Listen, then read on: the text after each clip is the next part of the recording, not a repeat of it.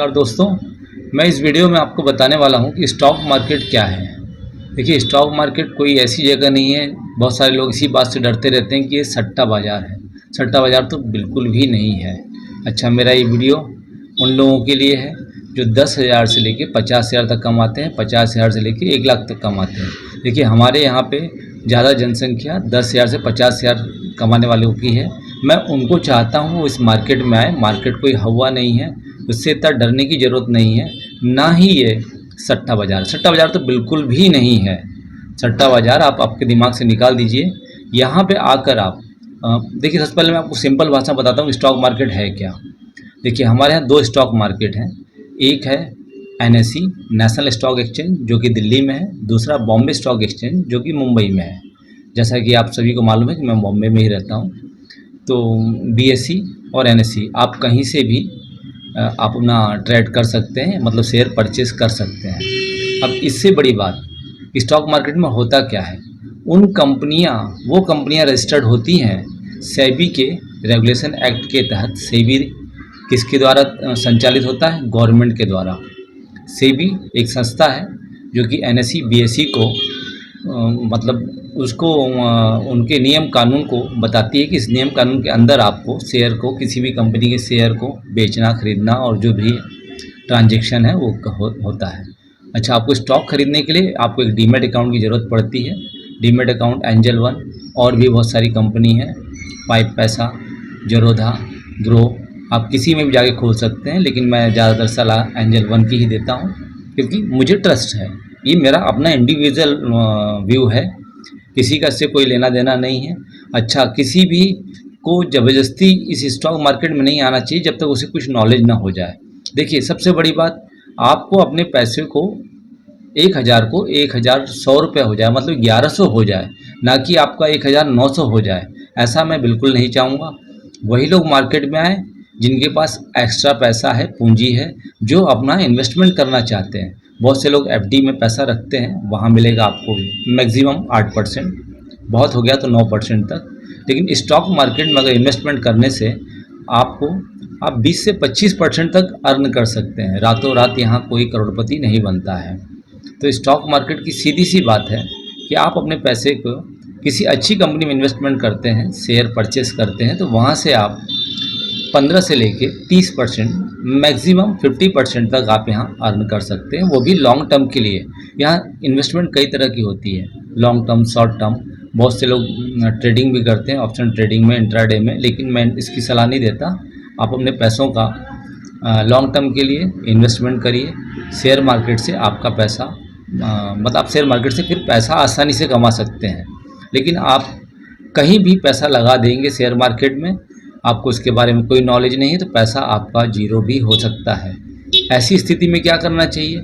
आप ETF purchase कर सकते हैं। मैं 1-2 वीडियो के बाद मैं आपको ईटीएफ के बारे में समझाऊंगा, या मैं ईटीएफ में शॉर्ट फॉर्म में मैं आपको बताता हूँ कि देखिए, कोई भी कंपनी का शेयर जीरो हो सकता है, लेकिन ईटीएफ जीरो नहीं होता है, क्योंकि वो कई कंपनियों का निचोड़ होता है। यानी कहने का मतलब है कि जैसे एचडीएफसी मिड कैप 150, वो कुछ कंपनियों का निचोड़ है, तो वो जीरो नहीं हो सकता है।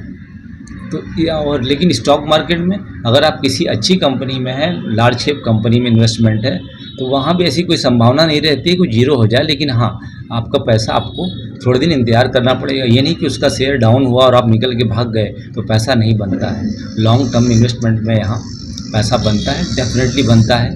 मैंने भी बनाया है और आप लोगों को सलाह दूंगा। देखिए, सलाह उन्हीं लोग के लिए है जो 10,000 से 50,000 कमाते हैं, 50,000 से 1 लाख तक कमाते हैं। इसके ऊपर जो लोग हैं वो पहले से शेयर मार्केट को जानते हैं, इन्वेस्टमेंट कर रहे हैं, उनके पास फाइनेंशियल एडवाइज़र हैं, सीए हैं, दुनिया भर के लोग हैं जो जिनसे वो एडवाइस लेते हैं। लेकिन आज भी हमारे यहाँ 4% से ज़्यादा लोग इस मार्केट में नहीं है। तो मैं चाहता हूँ मैक्सिमम लोग इस मार्केट में, शेयर मार्केट में इन्वेस्टमेंट करें। उससे क्या होगा कि हमारी जो है जीडीपी ग्रो करेगी, शेयर मार्केट ग्रो करेगा और सभी लोग पैसा कमा सकेंगे। सपोज़ अगर मैं एक उदाहरण दे रहा हूँ, केवल एक, रिलायंस इंडस्ट्रीज़ या जियो फाइनेंशियल सर्विसेज का आप एक शेयर लेते हैं तो आप उसके हिस्सेदार हो गए। उतने एक शेयर के, एक पार्ट के आप, मतलब अगर आज की डेट में 320 327 रुपये का शेयर चल रहा है, तो आपको एक शेयर आएगा, आप उतने के एक शेयर के हिस्सेदार हो गए। अगर वो शेयर नीचे आता तो आपका पेपर पे लॉस है, आपको भागना नहीं है, आपको लॉन्ग टर्म के लिए आपको उसे छोड़ देना है। डेफिनेटली आपका पैसा बढ़ेगा, डबल तिबल भी होएगा। या आप एनालिसिस करते रहें, अगर मार्केट में कोई ऐसी खबर दिख रही है कि भाई हाँ मेरा पैसा डूब सकता है, तो आप निकल के जा सकते हैं। नहीं तो लॉन्ग टर्म के लिए सोचिए।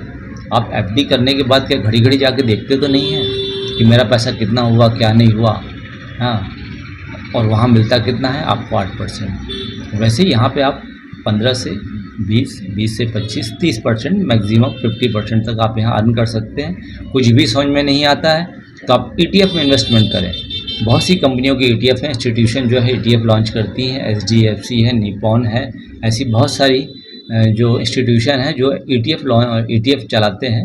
उनके वो भी शेयर की तरह ही आप खरीद सकते हैं, बेच सकते हैं। अच्छा, एक चीज़ और है, आप FD करते हैं, आपके पैसों को FD में रखते हैं, तो उससे क्या होता है कि आपका FD जब आप तोड़ते हैं, सपोज आपको 6 महीने बाद, 1 साल बाद, 2 साल बाद आपको ज़रूरत पड़ गई, तो आप अपनी FD को तोड़ते हैं। FD को मतलब डिज़ोल्व करते हैं, तो आपको जो है वो परसेंटेज के हिसाब से पैसा नहीं मिलता है। सपोज अगर आपने 5 ईयर के लिए किया है तो 5 ईयर का परसेंटेज रहता है, तो आपको 2 साल का 2 साल के हिसाब से पैसा मिलेगा।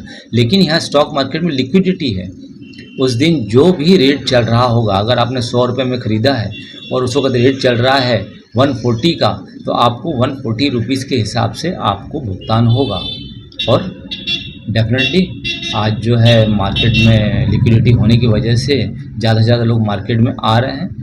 मैं आप जो मिडिल क्लास की हमारी फैमिलीज़ हैं, मैं उनसे भी यही कहूँगा, आप शेयर मार्केट में इन्वेस्ट करें, लेकिन पहले आप इसे थोड़ा सीखने की कोशिश करें कि स्टॉक मार्केट है क्या, क्या ये सच में सट्टा बाज़ार है। इस भ्रम को निकाल दें। आप घुसे स्टॉक मार्केट में, आप वहाँ के बारे में जानकारियाँ लें।